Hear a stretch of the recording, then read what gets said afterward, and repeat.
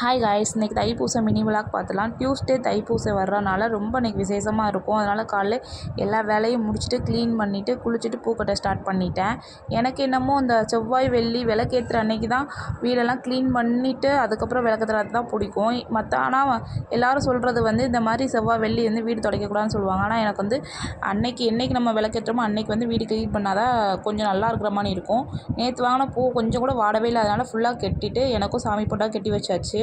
இனிமேல் அப்படியே கிளம்ப ஸ்டார்ட் பண்ணிடலான்னு சொல்லிட்டு தலையை நல்லா துவட்டிட்டு அதுக்கப்புறமா தலை பண்ண ஸ்டார்ட் பண்ணிட்டேன். நான் எப்போயுமே செவ்வாய்க்கிழமை விரதம் இருக்கிறனால இன்றைக்கும் வந்து ஃபுல் டே விரதம் இருந்து காலைல மதியமும் பால் மட்டும் எடுத்துக்கிட்டு ஈவினிங்காக வந்து கோயிலுக்கு போயிடலாம் சொல்லி போரும் முருகன் கோயில் தான் போயிருந்தோம். காலையில் எல்லோரும் சாமி கூட்டு போயிடுவாங்க. ஸோ சாயந்தரம் கோயிலில் கூட்டம் இருக்காதுன்னு நினச்சி போயிருந்தேன். ஆனால் ஃபுல்லாக ஒரு இடம் இல்லாமல் கூட்டம் இருந்துச்சு. கிட்டத்தட்ட 2 மணி நேரம் லைனில் நின்று சாமியை பார்த்துட்டு வந்தோம். நான் ஃபுல் டே விரதங்கனால எனக்கு சுத்தமாக முடியல. இருந்தாலும் அப்படியே லைனில் நின்று தான் சாமியை பார்த்துட்டு வீட்டுக்கு வந்தாச்சு. நான் வீட்டுக்கு வர்றதுக்கு வந்து 9:15 கிட்ட ஆயிடுச்சு.